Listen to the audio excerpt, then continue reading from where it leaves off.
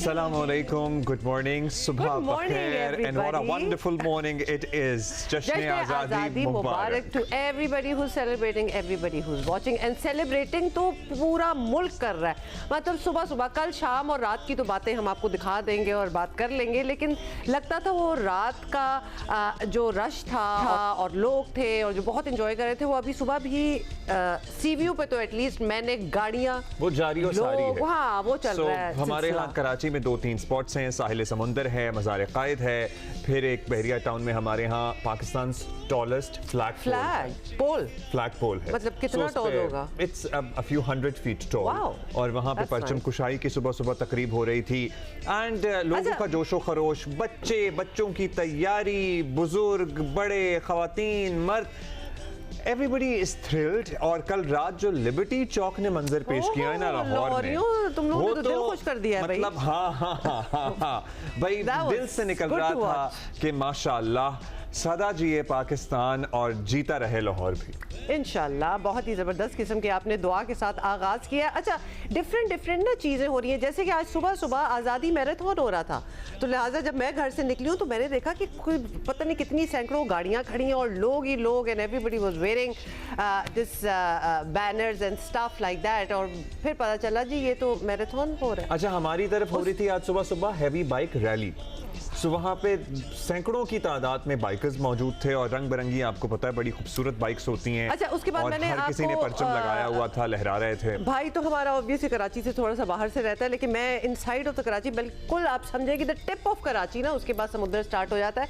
तो वहाँ से स्काईलाइन बड़ी अच्छी नजर आती है। और कल रात को 12 बजे स्काईलाइन पे मतलब हर रंग के fireworks, so it's quite a point to just sit in your balcony and see all the fireworks that are happening anywhere in the city। ये arts council of Pakistan Karachi के विजुअल्स हैं। यहाँ पर भी वज़ीर आला आए थे, परचम कुशाई हुई थी, फिर इसके अलावा बड़ा एहतमाम भी, आपको पता है ये हमारा कल्चरल हब है शहर कराची का। और इससे पहले हमने आपको लिबर्टी के विजुअल्स दिखाए ही हैं, ये आया चुंद्र के रोड के विजुअल्स हैं, द आइकॉनिक HBL टावर। और अच्छा, इसके अलावा आपको पता है ना कि आज तो आज़ादी का दिन है, तो आगाज़ तो इसी तरह ही होता है कि 21 तोपों की सलामी से शुरुआत होती है दिन की, जो कि हुआ लाहौर, पेशावर, क्वेटा में 21 तोपों की सलामी हुई। मुल्क भर में जश्न आज़ादी अपने रिवायती मिल्ली जोशो जज्बा है। मुझे I like this term। And this is the only day when you can actually say it। Yeah। Islamabad में भी बहुत ही पुरवकार और बड़ी ग्रैंड तकरीब हुई। एक्चुअली इस्लामाबाद में यादगार फतह, जो मारका हक की यादगार तामीर की गई है, इसकी शानदार इफ्तिताही तकरीब मुनक्किद की गई।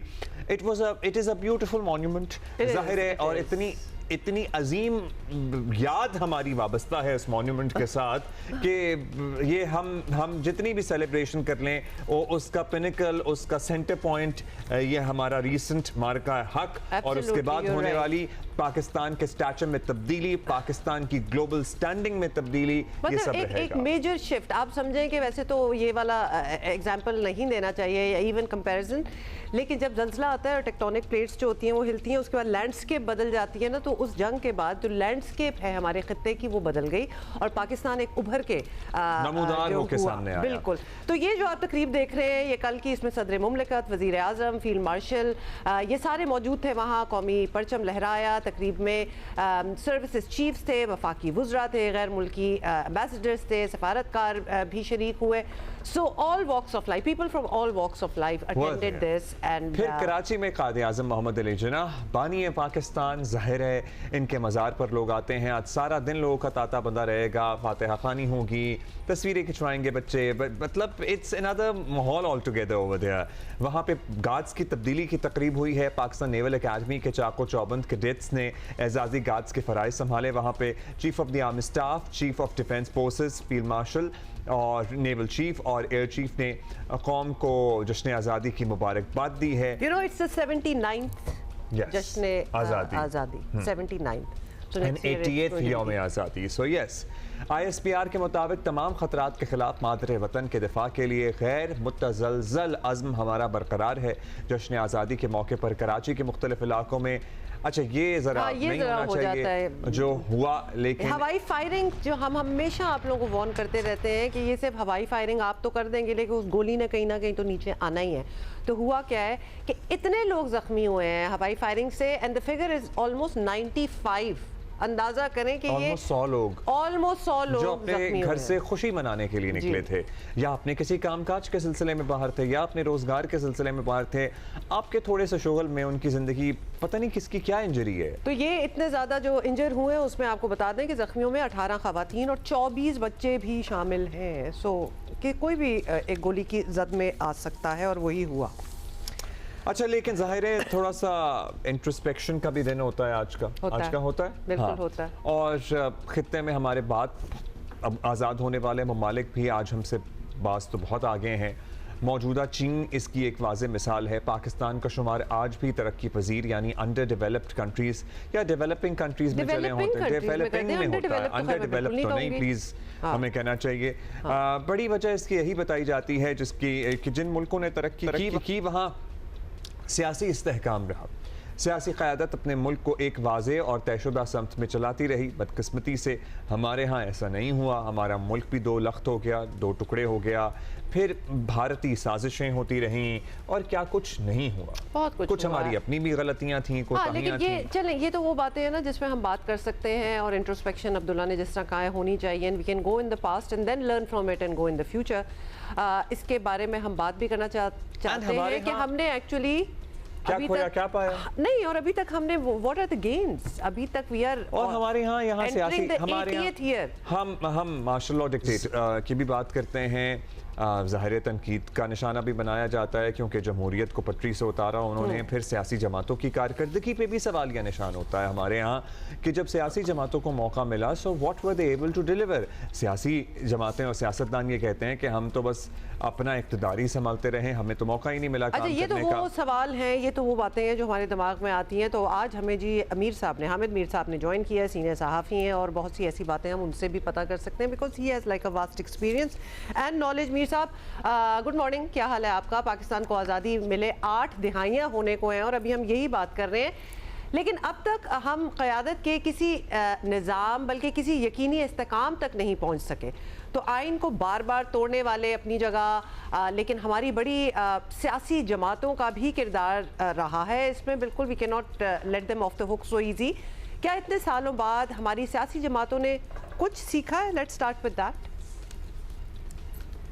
देखें, मैं तो सिर्फ सियासी जमातों को ब्लेम नहीं करता, इसलिए कि इस वक्त जो बड़ी बड़ी सियासी जमातें हैं, ये सियासी जमातें जो हैं ये माजी में मिलिट्री डिक्टेटर्स का साथ भी देती रही हैं और मिलिट्री डिक्टेटर्स के जुल्म सितम का निशाना भी बनी है। ये सियासी जमातें जो हैं इन्होंने कभी आइन नहीं तोड़ा, आइन तो मिलिट्री डिक्टेटर्स तोड़ते रहे हैं, और उनकी वजह से पाकिस्तान में ऐसे हालात पैदा हुए कि आज पाकिस्तान जो है उसमें आपको स्टेबिलिटी नज़र नहीं आ रही। आप मेरी बात से इख्तलाफ कर सकते हैं, लेकिन देखें ना, 4 मार्शल लॉ पाकिस्तान में जो लगे, उनके नतीजे में जो हालात पैदा हुए उससे पाकिस्तान में सियासी जमातें कमज़ोर हुई, और जो जमहूरियत की असल रूह है उसके मुताबिक पाकिस्तान को नहीं चलाया जा सका। तो ये जो इस वक्त आपको सियासी अदम इस्तेहकाम नज़र आ रहा है और सियासी जमातें लड़ रही हैं, तो ये सियासी जमातें इसलिए लड़ रही हैं कि अगर ये ना लड़ें और ये सारी इकट्ठी हो जाएं तो फिर ये इनके लिए फिर भी मसाइल पैदा होंगे, क्योंकि माजी में तो ये इकट्ठी होती रही है ना, तो इनके लिए मसाइल पैदा हो जाते हैं। तो हल जो है मसले का वो सिर्फ ये है कि जो हमारे पास आइन मौजूद है 1973 का आइन, जिसको पहले भी 2-3 दफ़ा तोड़ा जा चुका है, एब्रोगेट किया जा चुका है, ये आइन दोबारा बहाल हो चुका है। तो ये जो आइन है इसमें हमारे हर मसले का हल मौजूद है, इस पर सही तरीके से अमल करें तो ये सारी जो पाकिस्तान में इंस्टेबिलिटी है ये ख़त्म हो जाएगी। मैं कोई किताबी बात नहीं कर रहा, मैं आइन के हर एक आर्टिकल पर आर्टिकल बाय आर्टिकल मैं आपके साथ बहस कर सकता हूँ। कोई पाकिस्तान का बड़ा जो है वो आ जाए मेरे सामने जो ये कहता है जी कि ये जो इंस्टेबिलिटी है इसका हल जो है वो 32 सूबे बना दें, इसका हल ये है कि ये पार्लियामेंट्री सिस्टम ख़त्म करके सदारती निज़ाम ले आए, कोई भी है, मैं चैलेंज करता हूँ, आ जाए मेरे सामने बैठ जाएं, मैं साबित करूंगा कि हर मसले का हल आइन में मौजूद है, लेकिन आइन पर अमल दरामद तो करे ना। अमल दरामद is the key point. Mir साहब, आज की बात करें तो मुस्लिम लीग नून और पीपल्स पार्टी हुक्मरान हैं और तहरीक इंसाफ भी एक सूबे में बरसर इक़्तिदार है, लेकिन मुसलसल सब एक दूसरे की टांगे खींचते रहते हैं। सॉरी टू से, मतलब ये मसरूफियत जो है ना, ये इन सारों की ऑल द ईयर थ्रू रहती है। अगर यही सूरत हाल रही तो क्या हम उम्मीद भी कर सकते हैं कि हमें सियासी इस्तेकाम जिसकी हम बात कर रहे हैं, जिसके इंतज़ार में हम, वो कभी नसीब होगा? देखिए, मैं मुस्लिम लीग नून और पीपल्स पार्टी और तहरीक इंसाफ की जो गवर्नेंस है अपने अपने सूबे में, मैं उसको तो डिफेंड नहीं करता, क्योंकि ये जो दो बड़ी जमातें हैं इनमें तो अब लड़ाई जो है वो काफ़ी बढ़ चुकी है। पार्टनर भी हैं और आपस में एक दूसरे के साथ लड़ाई भी कर रहे हैं, तो खुद ही अपना मजाक बना रहे हैं। लेकिन as a student of history मैं इन दोनों बड़ी सियासी जमातों को सारे मसाइल का ज़िम्मेदार नहीं समझता। मसाइल के ज़िम्मेदार वो लोग हैं जिनकी पॉलिसियों की वजह से मुस्लिम लीग नून बनी। अब वो लंबी बहस है मुस्लिम लीग नून कैसे बनी थी। मुस्लिम लीग नून ऐसे बनी थी कि जब 1988 में जनरल ज़ियाउल हक ने मोहम्मद खान जुनेजो की इलेक्टेड गवर्नमेंट को डिसमिस किया और मियां नवाज शरीफ साहब उस वक्त पंजाब के चीफ मिनिस्टर थे, तो उन्होंने अपने पार्टी के प्राइम मिनिस्टर का साथ देने की बजाय उन्होंने जनरल ज़ियाउल हक का साथ दिया। तो मुस्लिम लीग के अंदर से ग्रुप बन गए, एक जुनेजो लीग बन गई, एक नून लीग बन गई। ठीक है जी। उसके बाद फिर ज़ियाउल हक साहब जो हैं वो दुनिया से चले गए एक त्यारे के हादसे में, और फिर नवाज शरीफ साहब उसके बाद जो हैं थोड़े से एंटी स्टैब्लिशमेंट हो गए, फिर प्रो स्टैब्लिशमेंट हो गए। तो इसी तरह पीपल्स पार्टी जो है, पीपल्स पार्टी के जो बानी चेयरमैन थे जुल्फ़िकार अली भुट्टो, उन्होंने जनरल ज़ियाउल हक को 7वें नंबर से उठा के आर्मी चीफ बनाया था, और उसके बाद उन्होंने उनकी हुकूमत का तख्ता उलट दिया। और भुट्टो साहब की जो बहुत सी पॉलिसी हैं उससे मैं इख्तलाफ कर सकता हूँ, लेकिन ये नहीं होना चाहिए था कि आप उनको फांसी लगा दें। और उसके बाद पीपल्स पार्टी को ज़ियाउल हक ने भी तोड़ने की कोशिश की, फिर परवेज़ मुशर्रफ साहब ने भी उसको तोड़ने की कोशिश की। यही सिलसिला जो है ये नून लीग के साथ भी रहा। परवेज़ मुशर्रफ के दौर में नून में से काफ लीग बना दी गई। तो इन पार्टियों को तोड़ा गया है और इन पार्टियों की लीडरशिप ने भी अपनी माजी की गलतियों से सबक नहीं सीखा।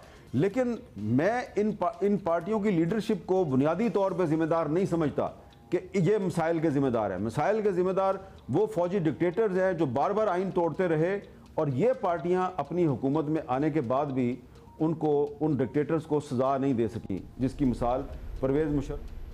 जाहिर है वो भी एक अलग चैप्टर है कि जब कभी इस तरह की बात भी की गई तो 2013 में फिर मुस्लिम लीग नून की हुकूमत के साथ क्या हुआ। मतलब मियां नवाज शरीफ इसी नारे के साथ आए थे ना कि वो एहतसाब करेंगे। अब ये बताइएगा मीर साहब कि जब ये कहा जाता है कि निज़ाम नहीं चल सकता, इसे बदलना होगा, इसकी हालिया मिसालें हमारे इर्द गिर्द में हैं, श्रीलंका, नेपाल, बांग्लादेश, बल्कि इंडिया तक में देखा गया कि नौजवान इकट्ठे हुए और उन्होंने सिस्टम में चेंजेस में, तब्दीली में अपना किरदार अदा किया। पाकिस्तान में नौजवानों की कितनी बड़ी परसेंटेज है, सोशल मीडिया पर बहुत मुतहर्रिक हैं, मनपसंद इनकी जमातें भी हैं, उनको देखना भी चाहते हैं इक़्तिदार में, लेकिन सिस्टम में तब्दीली का पेश खेमा ये नहीं बन सके अब तक। तो आपको लगता है कि कुछ ऐसी तब्दीली हमारे यहाँ भी आ सकती है? देखें, पाकिस्तान की ग्राउंड रियलिटीज़ डिफरेंट हैं। पाकिस्तान को आप इंडिया के साथ कंपेयर नहीं कर सकते। इंडिया में एक कॉकरोच के नाम से जो स्टूडेंट्स की मूवमेंट है, तो इंडिया में कॉन्स्टिट्यूशन तो सस्पेंड नहीं ना हुआ, इंडिया में कभी मार्शल लॉ तो नहीं ना लगा। इसी तरह आप दीगर जिन ममालिक की आप मिसालें दे रहे हैं, तो उनकी सिचुएशन में और पाकिस्तान की सिचुएशन में बड़ा फ़र्क है। पाकिस्तान में इस वक्त इंसर्जेंसी की दो बड़ी मूवमेंट्स चल रही हैं, एक खैबर पख्तूनख्वा में और एक बलूचिस्तान में। उसके बाद अब आज़ाद कश्मीर के हालात भी ठीक नहीं हैं, तो सिस्टम तब्दील करने की मेरे ख्याल से ज़रूरत नहीं है। आप बार बार सिस्टम तब्दील नहीं कर सकते। सिस्टम आपको दिया हुआ है, आपके कॉन्स्टिट्यूशन में सिस्टम मौजूद है, parliamentary democracy. Islamic Republic of Pakistan का जो कॉन्स्टिट्यूशन है दुनिया के बेस्ट जो कॉन्स्टिट्यूशंस हैं उनमें से एक है, लेकिन अनफॉर्चुनेटली ये दुनिया के one of the best constitutions में जो हमारा आइन शामिल है, इस पे अमल दरामद नहीं होता।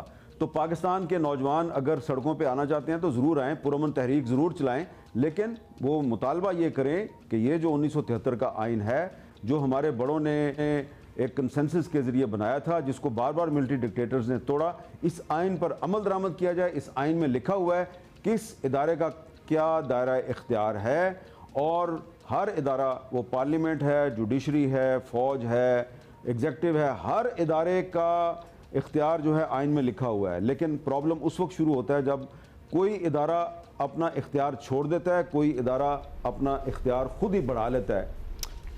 बहुत शुक्रिया। और दहाइयों से एक है कि आइन की पासदारी हो, आइन पर मुकम्मल मिनोन तहे दिल से अमल दरामद हो, उसकी सब पासदारी करें। हर इदारा, हर एवेन्यू अपने दायरा कार में रहे जो आइन में दर्ज है, एक एक चीज़ दर्ज है, क्लैरिटी के साथ दर्ज है, तो फिर शायद ही मीर साहब के मुताबिक मसले ना हो। मेहमल सरफराज साहिबा हमारे साथ मौजूद हैं। मेहमल जो है आधे घंटे से इंतजार कर रही हैं। कर लेंगे ड्यू? बिल्कुल, मेहमल हमारे साथ ही हैं। सॉरी मेहमल, कैसी हैं आप? जश्न आज़ादी मुबारक हो। मेहमल सॉरी आपको पता है कि आज का दिन ऐसा है, हमने आपको भी इनवाइट कर लिया, 2-4 और लोगों को भी, और जिनको नहीं इनवाइट किया था वो भी अब हमारी स्क्रीन पे स्पीचेस दे रहे हैं। कैसी हैं आप मेहमल?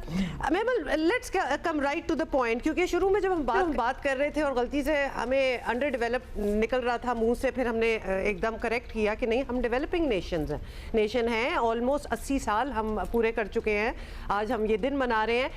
आप अगर हमें 2-4 पैरामीटर्स बता दें ऑफ डेवलपिंग नेशंस, और ख़ास तौर पे क्या हम उस पर उतर रहे हैं कि नहीं उतर रहे? अच्छा, पहले तो खैर आप दोनों को भी जश्न आज़ादी मुबारक, और तमाम देखने वालों और पाकिस्तानियों को जश्न आज़ादी मुबारक। और देखिए, जहाँ तक बात है, बिल्कुल ऑलमोस्ट 8 दिहाइयाँ जो है वो हो चुकी हैं पाकिस्तान को बने हुए।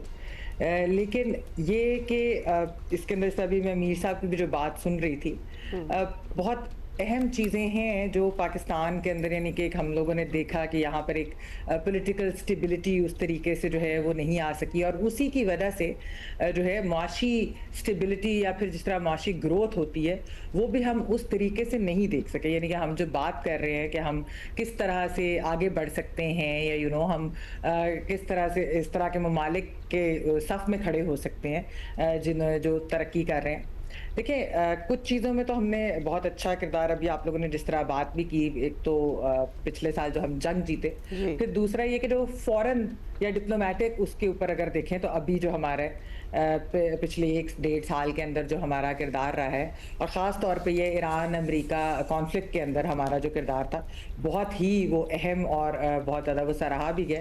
तो ये चीज़ें अच्छी हैं। Pakistan has emerged despite a lot of internal challenges and even external challenges. हमारी आप देखिए सिक्योरिटी, दहशतगर्दी, इस तरह के जो चैलेंजेस है, उसके बावजूद पाकिस्तान एक मिडल पावर की तरह जो इमर्ज किया है, जिसके अंदर पहले पाकिस्तान सऊदी डिफेंस पैक्ट था, और अभी जो हमने पाकिस्तान, सऊदी अरेबिया और टर्की ने जो मक्का एग्रीमेंट किया। तो बेसिकली ये जो चीज़ें ये भी बहुत एक अहम है, और ये हमारे एक अच्छे फ्यूचर की तरफ जो है वो एक इशारा करती हैं। जो आप जिस तरह जो आप बात करें कि क्या आगे और चीज़ें या पैरामीटर्स और इस तरह की चीज़ें, मेरे ख्याल में जो मेरे लिए बहुत कुछ अहम चीज़ें, एक आई डू थिंक कि जो पाकिस्तान को करने की ज़रूरत है ताकि हम अपना पोटेंशियल रीच कर सकें, वो ये है कि जो पॉपुलेशन कंट्रोल का मसला है, बहुत इंपॉर्टेंट बात है, वो बहुत ज़्यादा अहम है हुमा। क्योंकि देखें, अब इस मुल्क के अंदर हर साल जो है वो 60 लाख बच्चा पैदा हो रहा है। न्यूजीलैंड की आबादी भी नहीं है 60 लाख, और आप यानी कि एक मुल्क पैदा कर रहे हैं हर साल।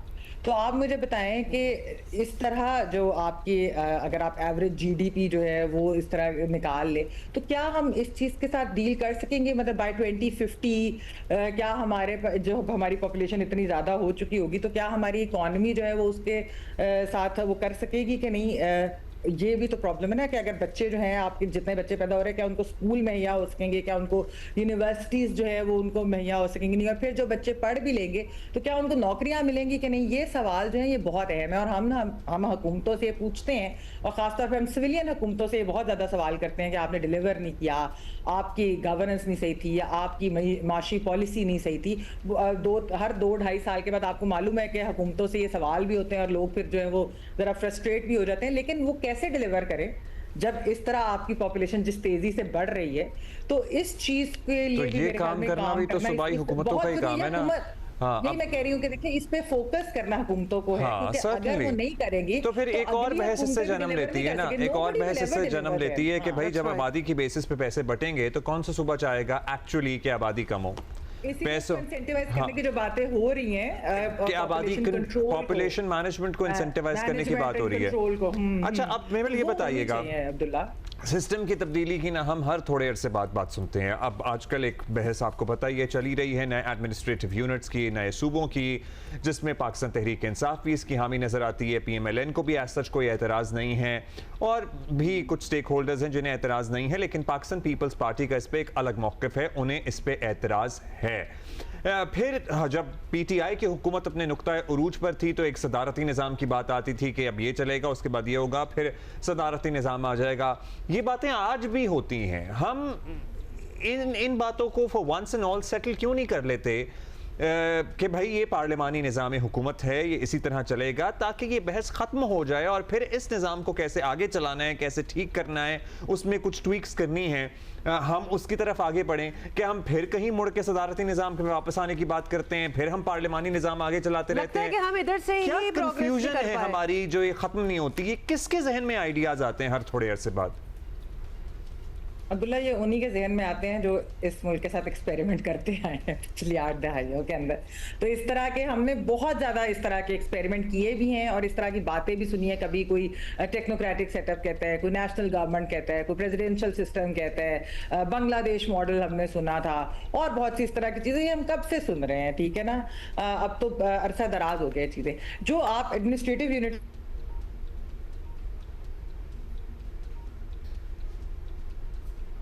ओके, सो बड़ी मुश्किलों से महमल तक हम पहुंचे। लगता है कि कुछ हमारा कनेक्शन जो है वो हैंग कर गया है, so we will try getting in touch with Mahmal. Can you please continue? जी प्लीज कंटिन्यू। एडमिनिस्ट्रेटिव यूनिट्स पे आप बात कर रही थी। जी हाँ, सॉरी, मैं ये कह रही थी कि जो हम यहाँ पर एडमिनिस्ट्रेटिव यूनिट्स या सूबों की बात करते हैं तो ठीक है, बात वो बेशक मोहसिन नकवी साहब ने की और हमें उनकी तर्ज सियासत या उनके जो वो सिस्टम की बात करते हैं कि सिस्टम कोलैप्स करके वो इसी सिस्टम की वजह से आगे आए हैं वैसे, तो वो ठीक है, हमें उनसे इख्तलाफ हो सकता है, लेकिन जो उन्होंने बात की है उसके अंदर तो कोई ऐसा मसला होना नहीं चाहिए एज लॉन्ग एज कि ये आईनी तरीके से किया जाए। और देखें, जो अभी जिस तरह एक पॉपुलेशन मैनेजमेंट, पॉपुलेशन कंट्रोल की एक बात करी थी, जो ये एडमिनिस्ट्रेटिव यूनिट्स या ये ज्यादा सूबे जो बनने की डिबेट है, इस पे सीरियस बहस होनी चाहिए, क्योंकि क्या हम इस तरीके से मुल्क चला सकते हैं कि नहीं। और ये हमारी मैं समझती हूँ कि आपने जिस तरह पहले भी बात कर रहे थे सियासी जमातों के किरदार के हवाले से, तो मैं ये समझती हूँ कि सियासी जमातों को ये सोचना चाहिए कि एक तो उन्होंने बहुत ज्यादा स्पेस सीड कर दिया है, बिलीव कि जो ये हाइब्रिड निजाम में जो 2018 से चल रहा था, हाँ, और अब मतलब कि 8 साल हो गए हैं, 2026 आ गए, तो बहुत ज्यादा स्पेस उन्होंने, जो पॉलिटिकल स्पेस उन्होंने सीड कर दिया तमाम जमातों ने, वो PMLN हो, पीपल्स पार्टी हो, PTI हो, और इसलिए अब जरूरी है कि वो ये स्पेस वापस ले, और वो ये स्पेस वापस ले सकते हैं कि ये बहस, ये डिबेट वो खुद करें, इसकी ओनरशिप लें, सियासी ओनरशिप लें इस सारी चीज की, प्रोज एंड कॉन्स पे बात करें। Ma'am got your point there, time कम है, एक और सवाल आपसे पूछना, टाइम कम है, बी ब्रीफ। ये हम जो यूथ की मूवमेंट्स देख रहे हैं, हमने मीर साहब से भी ये पूछा है अक्रॉस द रीजन, और बड़ा हमें एक होपफुलनेस उसमें नजर आती है, because youth is going to lead the present and the future as well, और उनके मुतालबात भी बड़े जायज होते हैं। कभी कभार लगता है they are more grounded and solid and have better ideas than the ones who are sitting in decision making positions. हमारी यूथ भी उसी तरह ही है। क्या हम इन फ्यूचर देख सकते हैं कोई इस किस्म की movement towards progression and positive change? देखिए, अभी तो ऑब्वियसली प्रिडिक्ट करना इतना आसान नहीं होता, लेकिन जैसा इंडिया के अंदर भी हमने देखा था, it was for education, so it was something कि वो एक यूनिफाइंग फैक्टर था, it wasn't a political thing as much as कि उनके एक सोशल। लेकिन मैम यही तो फर्क है, अब मुद्दा तो एक ही था, एजुकेशन की बात थी, लेकिन जिस तरह मोबिलाइज हुए सारे, it did not take months और इवन ईयर्स और anything, it happened rather quickly. वो तो जी बिल्कुल ऑर्गेनिक जब मूवमेंट्स होती हैं वो इसी तरह से चलती हैं। जो मैं पाकिस्तान के अंदर आई थिंक जो हमारा यूथ है वो भी बहुत ज्यादा, आप कह ले, पैशनेट भी हैं, they know about their rights, they want their rights, लेकिन हमारे लीडरशिप और हमारे यूथ में मुझे एक डिस्कनेक्ट लगता है, जो कि बहुत ज्यादा है। एंड आई थिंक कि इसको जो है ना, वो अगर ये गैप नहीं करेंगे फिल, तो फिर हमारी लीडरशिप जो है दे में इवेंचुअली यू नो। अच्छा, वैसे मेबल ये बताइएगा, हम अगर हम यूथ की बात करें, बिलावल भुट्टो जरदारी एक यंग पॉलिटिशियन है, he is leading a party. Maryam Nawaz relatively younger politician है, यू नो वो फेस है PMLN का। सो हमारा यूथ आपको लगता है कि इन दो पार्टियों से ज़्यादा कनेक्टेड है, या फिर अगर हम इमरान खान साहब की बात करें, he is 74 plus probably, obviously he certainly an old man, एक बुजुर्ग सियासतदान से क्या आपको लगता है कि वहाँ ज़्यादा एफिलिएशन है? ये किस तरह का मतलब पैटर्न हमें यहाँ बन रहा है हमारे यहाँ, या है या था? नहीं देखिए, जो इमरान खान साहब की क्योंकि एक फॉलोइंग ऑब्वियसली एक उनकी अक्रॉस द बोर्ड है हर एज ग्रुप के अंदर, लेकिन यूथ के अंदर वाकई उनकी बहुत ज़्यादा है, क्योंकि एक तो वो आइकन, स्पोर्ट्स आइकन हमारे रहे, सुपरस्टार भी एक पाकिस्तान के अंदर आप जिस तरह कह लें वो भी हैं। फिलैंथ्रोपी में अगर उनको देखा जाए, आप उनकी सियासत से आप डिसएग्री करें भी तो, लेकिन लोग उनको उनकी एक है कल्ट फॉलोइंग है। जहाँ तक आपने बात की पीपल्स पार्टी और नून लीग की यंग लीडरशिप में, फिर भी समझती हूँ कि हमारी जो रूलिंग एलीट है डिस्पाइट देयर एज, उसका एक एज गैप है। वो अवाम के इश्यूज़ के साथ भी, वो यूथ के इश्यूज़ के साथ भी, वो शायद वो लैंग्वेज या वो जिस तरीके के उनके मसाइल है वो कनेक्ट नहीं अभी तक मुझे लगा कि वो उस तरीके से कर पाए। जिस तरह अगर आप कहें कि अगर न्यूयॉर्क में आप ममदानी को देखें या बाकी आप जो जगहों पर, अगर इस तरह के आप यंग लीडर्स की अगर मैं बात करूं, तो वो कनेक्शन मुझे अभी भी अनफॉर्चुनेटली मिसिंग लगता है। तो इसके लिए शायद they really do need to work on it, because देखें जो यूथ बल्ज, हम जो पॉपुलेशन की इधर बात करें कि जिस तेजी से बढ़ रही है, तो हमारा यूथ बल्ज कितना बड़ा है। तो अगर ये फ्यूचर जो हमारा है, आप इनके साथ कोई पॉलिटिकल पार्टी या पॉलिटिकल लीडरशिप अगर कनेक्ट नहीं कर सकेगी, तो उसका नुकसान किसको होगा? उसका हमारी जमहूरियत को ही सबसे बड़ा नुकसान होगा। Thank you Mahmal, thank you for your analysis and making some very relevant valid point. बहुत कुछ बदलने की भी ज़रूरत है, और बट आई फील लाइक जब भी हम किसी से बात करते हैं, मुझे लगता है कि यूथ वाइज अगर देखा जाए तो we are okay, we are in the right direction, that's fine, they are very solid, और बोलते हैं जब बोलना होता है। सो या अभी जश्न आज़ादी मुबारक। ब्रेक के बाद वापस आते हैं। Alright.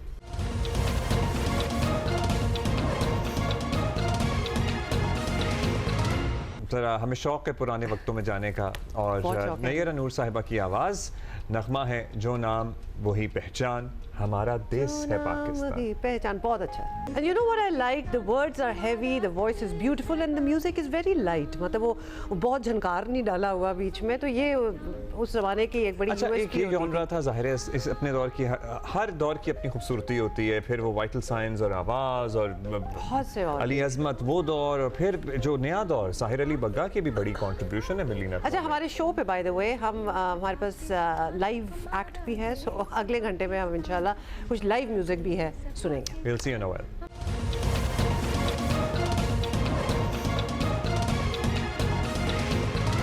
This is so beautiful. We have a guest in the studio जो हमने आपसे वादा किया था। Amazing singer in the studio. लेकिन एक चीज़ जो मैंने मिस कर दी, जब मैं अच्छी लग रही होती हूँ कभी कभार तो अब्दुल्ला मेरी तारीफ ज़रूर कर देते हैं, लेकिन आज Abdullah you are standing out. Thank you, Huma. Yeah, I thought I should say it on air. So why? आज का दिन कितना अहम है मुझे बताइए। बड़ी अच्छी आपने शेरवानी पहनी है। हाँ, तो I like the inspired subtleness by of the it. Quaid, I think. Certainly ji, certainly.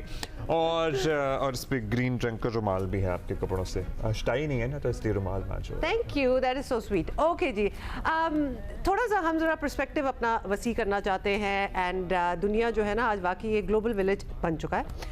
इस पे तो हमें अग्री करना पड़ेगा, और हर मुल्क को दुनिया के दीगर मुल्कों से ताउन की ज़रूरत रहती है। क़याम पाकिस्तान के बाद ही से पाकिस्तान अक़वाम मुत्तहिदा का रुकन बना और आलमी सतह पर अपना किरदार करता रहा, लेकिन उसके बाद एक शिफ्ट आया पिछले साल 2025 में। तारीख में ऐसा साल वो साबित हुआ जिसने ना सिर्फ आलमी बल्कि इलाकाई सतह पर पाकिस्तान के सियासी सिफारती किरदार को बहुत ज़्यादा वुसअत दी है। हम कह सकते हैं कि पाकिस्तान ने 79 साल में आलमी सतह पर शायद ही इतनी सिफारती कामयाबियाँ हासिल की हों जो भारत के साथ मारका हक में कामयाबी के बाद हासिल की थी। That is so true. बड़ी आपने ज़बरदस्त बात की है, but who would have thought that a war would bring us here? क्योंकि obviously war should be avoided at all cost, लेकिन खैर कौन सी हमने की थी वॉर, तो उन्होंने की थी, we just responded, but that really change our fate. इस वक्त पाकिस्तान के अमेरिका, चीन, सऊदी अरेबिया, तुर्किया, रूस, ईरान और यूरोपीय मुल्कों से अच्छे ताल्लुकात हैं। पाकिस्तान के इलाकाई और आलमी असर और रसूख में नुमाया इजाफा हुआ है, और देखने में आया है कि जब अमेरिका और ईरान के दरमियान जंगबंदी के लिए पाकिस्तान के किरदार की बात आई तो हर तरफ से सताइश आई, हर तरफ से अप्रिसिएशन आई, हर तरफ से यही कहा गया कि जो कोई नहीं कर पा रहा था वो आपने बीड़ा उठाया जैसे और कि आपने आपको किया। पता ही है कि अमेरिका और ईरान की क़यादत को इस्लामाबाद में मुज़ाकरात की मेज़ पर ला बिठाना कोई छोटी बात नहीं थी। वो तो खैर पूरी दुनिया ने कहा कि in the middle of the war एक रुकवा के दोनों साइडों को पाकिस्तान ले आना, इस्लामाबाद में बिठाना, उनकी बातचीत कराना is actually what is paving the way इंशाल्लाह फॉर पीस। उसी पे पाकिस्तान की डिप्लोमेसी की, सिफारतकारी की तारीफ हो रही है। फिर अब देखते हैं कि आगे क्या होता है, क्योंकि अभी तक पाकिस्तान की कोशिशें जारी हैं। और दिफाई माहिदों की बात करें तो पाकिस्तान सऊदी अरेबिया का पैक्ट तो था ही, लेकिन अभी इसी हफ्ते मतलब पिछले ही हफ्ते पाकिस्तान, सऊदी अरेबिया और तुर्की जो उस पैक्ट में शामिल हुआ है, जिसे मक्का माहिदे का नाम दिया गया है, इसने ज़ाहिर है एक और तारीख रकम की है और उस पर भी बात करना लाजमी है। एजाज चौधरी साहब ने हमें ज्वाइन किया है, साबिक सेक्रेटरी खारजा हैं और हमारे शो का हिस्सा भी हैं। चौधरी साहब, welcome to Pakistan once again. बहुत अच्छा लगता है, देयर इज अ वेरी जिसको कहते हैं वैल्यू एडिशन होती है जब आप हमारे शो पे होते हैं, और आज तो इतना इंपॉर्टेंट दिन है, जश्न आज़ादी मुबारक आपको भी। एजाज साहब, इस बात से शुरू करना चाहते हैं, we are talking about what happened last year, और पाकिस्तान इनवेरिएबली का स्टेटस जो है पाकिस्तान का कितना एलिवेट हुआ in the rest of the world. अफसोस की बात यह है कि a war had to do that for us. वो वॉर हमने नहीं की थी, वो जंग, naturally we were reacting to it. लेकिन हमेशा यही दुनिया में होता है कि इतनी मॉन्यूमेंटल कोई चीज़ हो लाइक अ वॉर, जिसकी वजह से मतलब टोटल फ़ायदा जो है हमें लगता है कि हम ही को हुआ। और इस वक्त आप देख ही लेंगे हमारे नेबरिंग कंट्री में क्या हो रहा है, उनको तो अंदर से ही लगता है कि क्रिटिसिज्म का सामना कितना करना पड़ रहा है। जी बहुत शुक्रिया, आपको भी यौम आज़ादी मुबारक। ऐसा अच्छा सूरज तुलू हुआ है अल्हम्दुलिल्लाह कि आपने बिल्कुल अपने इब्तदाइये में सही कहा कि पाकिस्तान का कद काठ माशाल्लाह इस वक्त बैनुल अक़वामी दुनिया में बहुत ऊंचा हो गया है और हम उसको महसूस कर रहे हैं। हमारी तो उम्र गुजरी है सफारती दुनिया में और हमने पाकिस्तान के लिए इतना बड़ा मंजर की सच्ची बात है कि अपने कैरियर में नहीं देखा था। और इसका नुक्ता आगाज आपने बिल्कुल वही देखा कि जब आप पे एक जारहियत मुसल्लत की गई पिछले साल मई 2025 में, तो आपने उसका ऐसा मुंह तोड़ जवाब दिया। अच्छा, ये सिलसिला बड़ी देर से चल रहा था। 2016 में भी मोदी साहब ने जारहियत की थी LOC के अक्रॉस, हमने थोड़ा सब्र किया। फिर 2019 में उनका पायलट रहा कर दिया, आपको याद होगा उन्होंने फिर बालाकोट पे हमला किया, हमने जहाज उनका गिराया और उनका पायलट जो है रहा किया खैर सगाली के तौर पर जी। आगे से जवाब ये आता है कि जनाब हम तो ये तो कत्ल की रात होती है अगर पाकिस्तान वापस ना करता। गोया इतना घुमंड, इतना गुरूर, उसी के नशे में चूर होकर इन्होंने 2019 में पहले कश्मीरियों की रियासत की हैसियत खत्म की। पहले एक तो आपका कब्जा था, उसके ऊपर से आपने उनकी हैसियत ही खत्म कर दी, उनकी शनाख्त ही खत्म कर दी।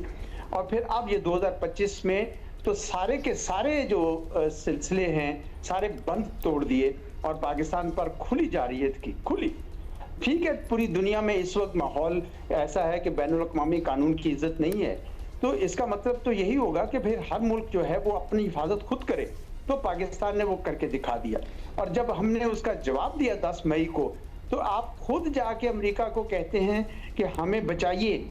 और ये इसका सबूत ये है कि हमारे अपना वहाँ पे सफीर को पहले वहाँ पे अप्रोच किया गया, फिर उन्होंने हमारे फॉरेन मिनिस्टर को अप्रोच किया और मुझे खुद इसहाक डार साहब ने भी बताया कि हमने कहा कि अगर वो रोकना चाहते तो हमें कोई इतराज़ नहीं, क्योंकि जारहियत तो उन्होंने की है, तो मैं समझता हूँ कि हर लिहाज से पाकिस्तान का मॉरल हाई ग्राउंड रहा।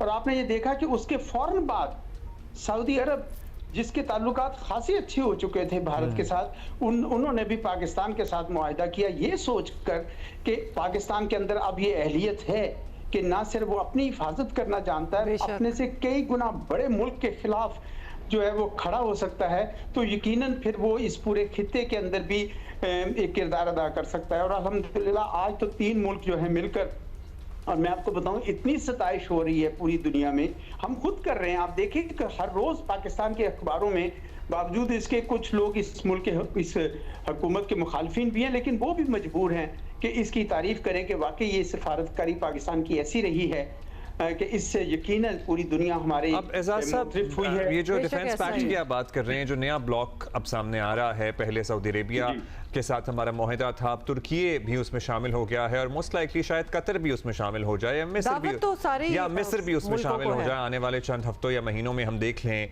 ये कितनी बड़ी डेवलपमेंट है और दुनिया ऐसे किस नज़र से देख रही है, क्योंकि हमें लगता है कि जब इस तरह इस्लामी मुल्कों का एक ब्लॉक बन रहा हो, इकट्ठा हो रहा हो, सो दुनिया जो गैर इस्लामी दुनिया है वो थोड़ा कंसर्न भी होती है इसको लेके।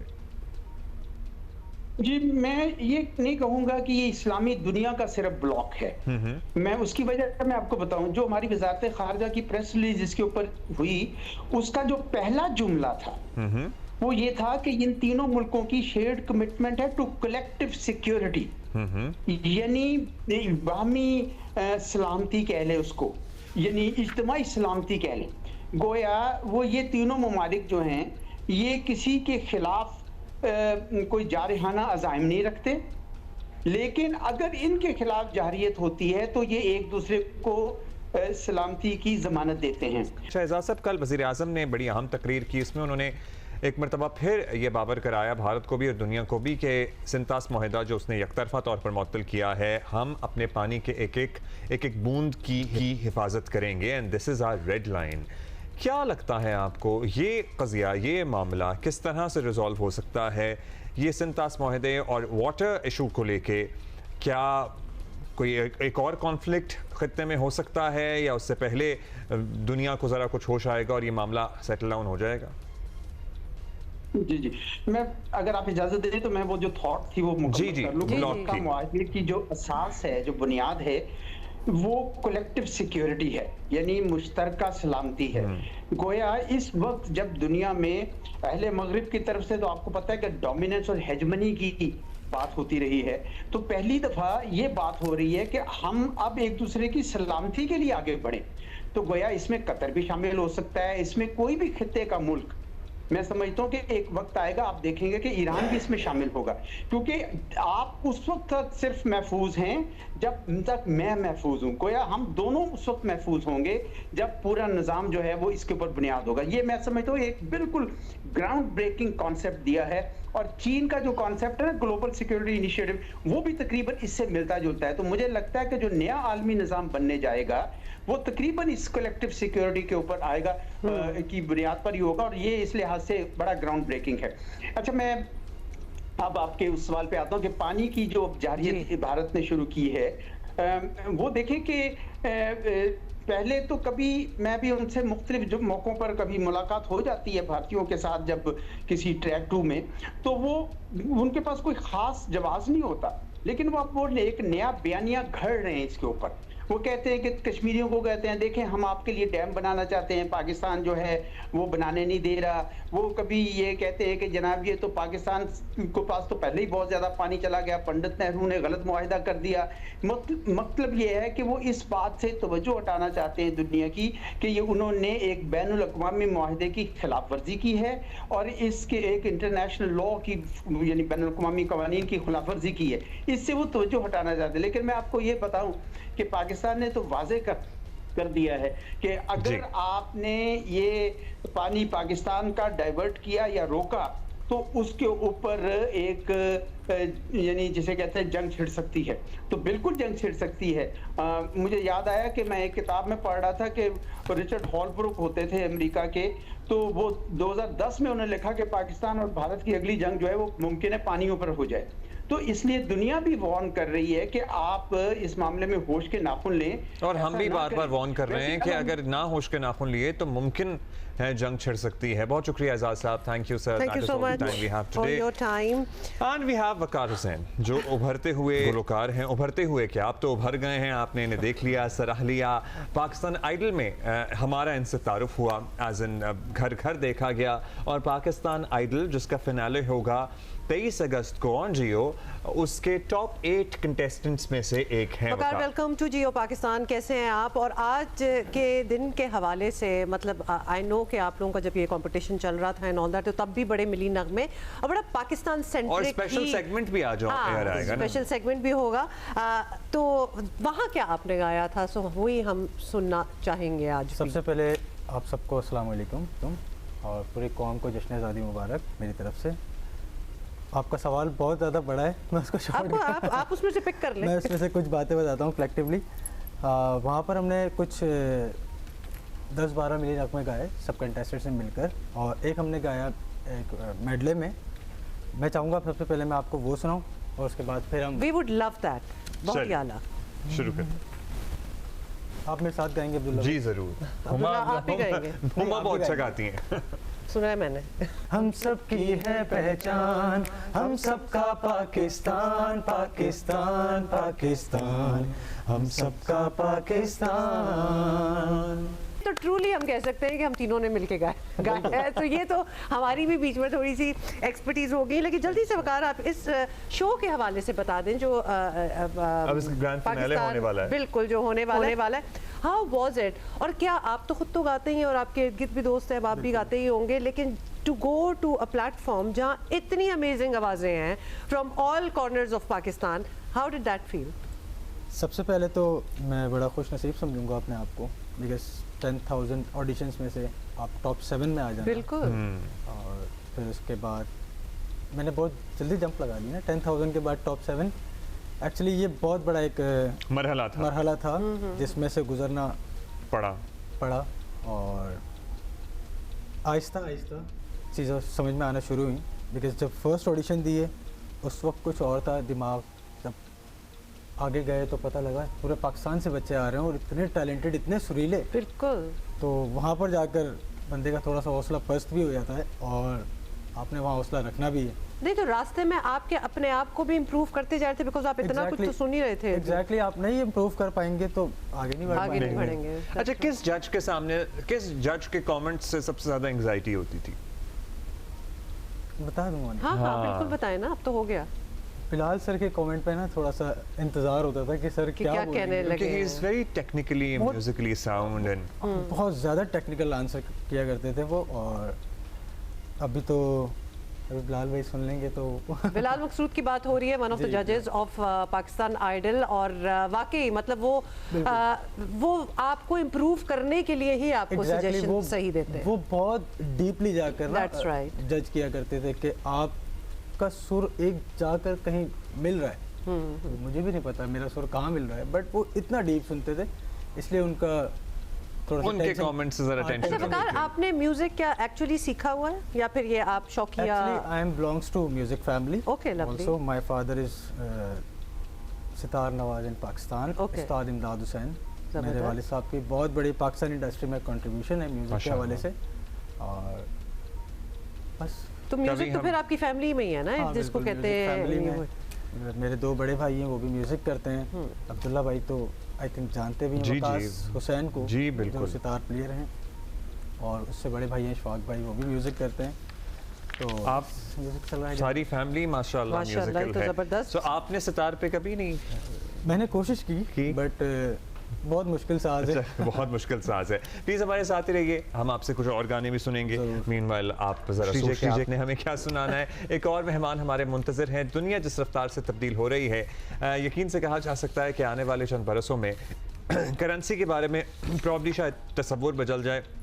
ये कहा जा रहा है कि मुस्तकबिल AI और डिजिटल एसेट्स का होगा। और पाकिस्तान ऑब्वियसली इस मैदान में काफ़ी सरगर्म भी है और आगे आगे भी आपको नज़र आ रहा होगा। Pakistan virtual assets regulatory authority कायम की जा चुकी है, आपको बता दें।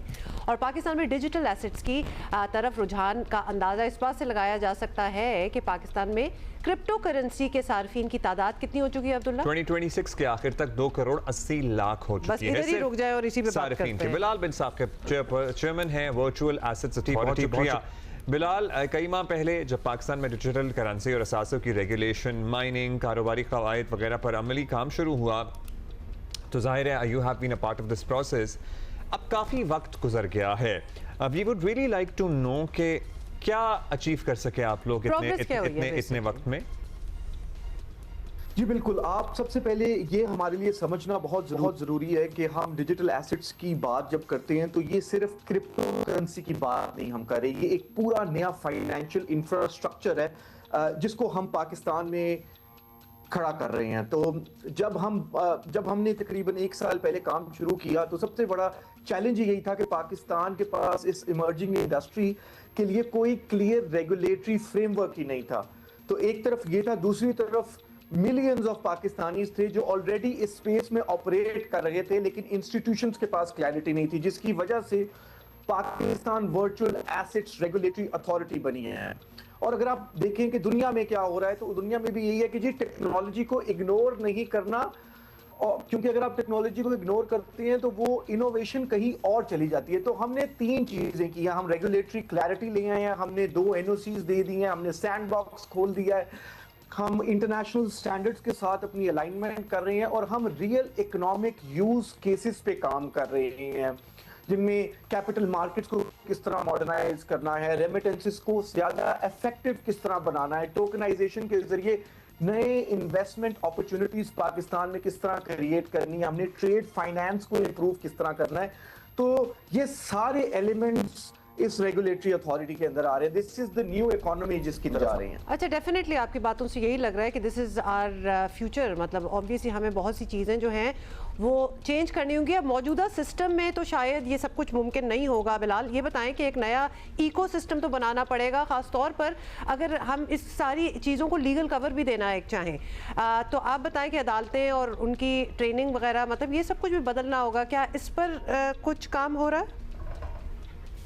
क्वेश्चन है जी। देखिए, हर दौर की नई टेक्नोलॉजी के साथ नए लीगल क्वेश्चंस आए। जब इंटरनेट आया तो दुनिया ने नए लॉज और नए फ्रेमवर्क्स डेवलप किए। जब ई-कॉमर्स आया तो डिजिटल कॉन्ट्रैक्ट्स और कंज्यूमर प्रोटेक्शन के नए कॉन्सेप्ट्स आए। अब इसी तरह ब्लॉकचेन और डिजिटल एसेट्स के साथ भी कुछ यही सवाल है कि ओनरशिप क्या है, डिजिटल एसेट्स का लीगल स्टेटस क्या है, स्मार्ट कॉन्ट्रैक्ट्स किस तरह बनते हैं, क्रॉस बॉर्डर ट्रांजैक्शंस किस तरह होनी है।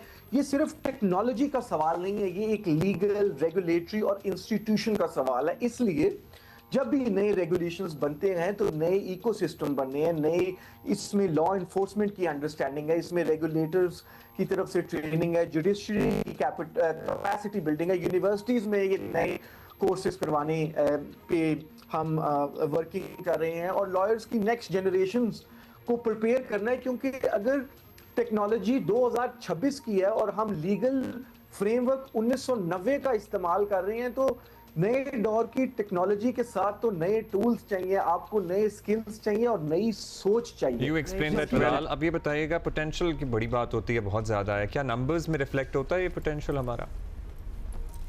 तो एक्चुअली बहुत इंटरेस्टिंग स्टोरी बताते हैं। क्योंकि सबसे पहले आप एक चीज़ है, हमारी जो डेमोग्राफिक्स हैं, पाकिस्तान की मेजॉरिटी पॉपुलेशन ही यूथ है। ये सिर्फ एक नंबर नहीं है, ये हमारा एक स्ट्रेटेजिक एडवांटेज है। ये दुनिया के बहुत से, क्योंकि अभी जो ममालिक है वहां पे एजिंग पॉपुलेशन है, उनका यही चैलेंज है। पाकिस्तान के पास एक यंग वर्कफोर्स है जो डिजिटली नेटिव है, जो डिजिटल इकोनॉमी करना चाहती है। आप आईटी सेक्टर में देख लें कि पाकिस्तान के फ्रीलांसर्स, डेवलपर्स, टेक्नोलॉजी प्रोफेशनल्स ने दुनिया भर में अपना लोहा मनवाया है। लेकिन मेरा मानना यह है कि अभी भी हम अपनी पोटेंशियल पे पूरी तरह रीच नहीं किए। अभी हम ज्यादातर सर्विसेज बेस्ड काम कर रहे हैं।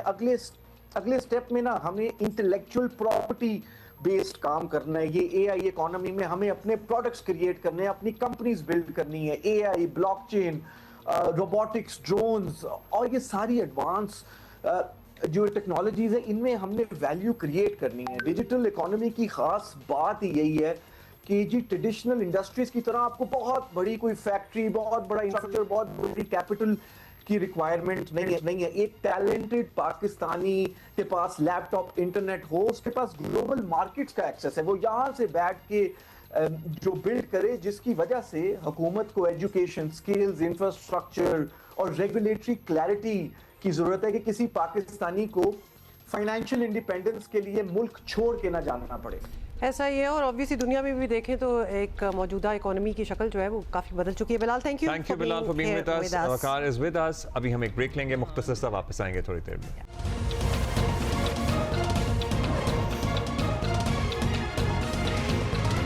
आई लव द फैक्ट कि आज के दिन ना हर चीज़ ग्रीन हो जाती है। इवन हमारी कन्फेक्शनरी, केक्स, कुकीज़, मतलब यूने गुब्बारे और ये ऐसी चीज़ें, डेकोरेशन तो ग्रीन होती है, बट एडिबल्स जो हैं, खाने की चीज़ें, वो भी ग्रीन हो जाती हैं। So there are green croissants in places, doughnuts green आपको मिल रहे होते हैं। हम प्लीज़, आप चाहेंगे वकार के हमें नुसरत फतेह अली खान, अब साथ ही हम ब्रेक लेंगे।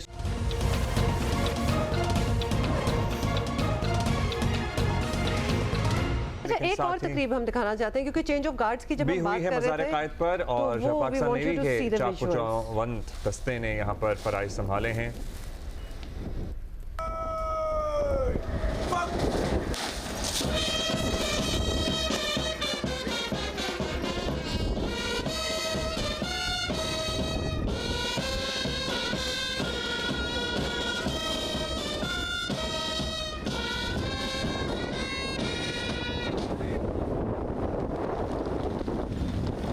माहौल भी है, 14 अगस्त के लिए हो रहा है। चेंज ऑफ गार्ड्स हुए हैं।